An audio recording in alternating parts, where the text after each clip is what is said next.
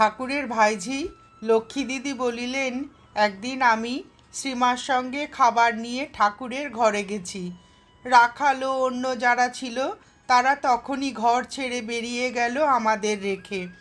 ঠাকুর সমাধিস্থ অবস্থায় খাটে শুয়েছিলেন, কিন্তু তাকে এত নিষ্প্রাণ দেখাচ্ছিল যে শ্রীমা তার শরীর সম্বন্ধে উৎকণ্ঠার ফলে কাঁদতে আরম্ভ করলেন।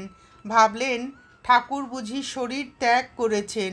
তারপরেই তার মনে পড়ে গেল ঠাকুর তাকে বলেছিলেন যে ওকে ওই অবস্থায় দেখলে শ্রীমা যদি তার পা ছুঁয়ে দেন তাহলে তিনি প্রকৃতিস্থ হবেন। তাই তিনি তার পা মালিশ করতে লাগলেন। রাখাল ও অন্যেরা কান্নার শব্দ শুনে তাড়াতাড়ি ঘরে ফিরে এলো এবং তারাও তাকে জোরে জোরে মালিশ করতে লাগলো। এর ফলে ঠাকুরের বাহ্য জ্ঞান ফিরে এলো এবং তিনি চোখ খুলে আশ্চর্য হয়ে জিজ্ঞাসা করলেন, কি হয়েছে? তারা ভয় পেয়েছেন বুঝতে পেরে তিনি হেসে বললেন, আমি সাদা লোকেদের দেশে ছিলুম।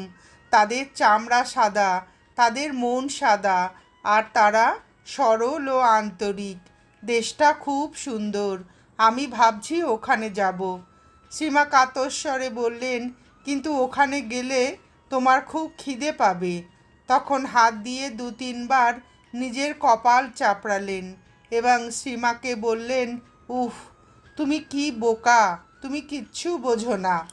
একদিন রাত্রে ঠাকুরের রাধার ভাবাবেশ হয়েছিল এবং তিনি এমনভাবে তার সঙ্গে এক প্রাণ হয়ে গিয়েছিলেন যে কুঞ্জে গিয়ে শ্রীকৃষ্ণের সহিত মিলিত হওয়ার সংকল্প করলেন।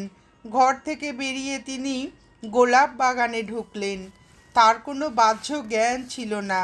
একটু পরেই তিনি গোলাপ গাছের ঝোপে জড়িয়ে গেলেন এবং গোলাপ কাঁটায় তার সারা শরীর ছড়ে গেল আর তিনি সেখানে দাঁড়িয়ে রইলেন। রাতের পাহারাওয়ালা তাকে দেখতে পেয়ে আমাদের ডেকে দিল। তখনই আমি মন্দিরের খাজানজির কাছে গিয়ে তাকে সেখানে নিয়ে এলুম। চেঁচামেচিতে ঘুম ভেঙে যাওয়ায় আরও অনেকে এসে জড়ো হলো। শ্রীমা সেখানে এলেন এবং ফুঁপিয়ে কেঁদে উঠলেন। এই প্রথম তাকে প্রকাশ্যভাবে দেখা গেল। ঠাকুরকে যখন তার ঘরে নিয়ে যাওয়া হলো তিনি বললেন, আমি কুঞ্জে যাচ্ছি, তোমরা আমাকে জ্বালাতন করছো কেন? আমাকে যেতে দাও। এরপর শ্রীমা ও আমি ঠাকুরের ঘরে শুতে গেলুম।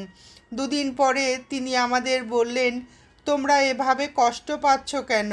এখন এত গরম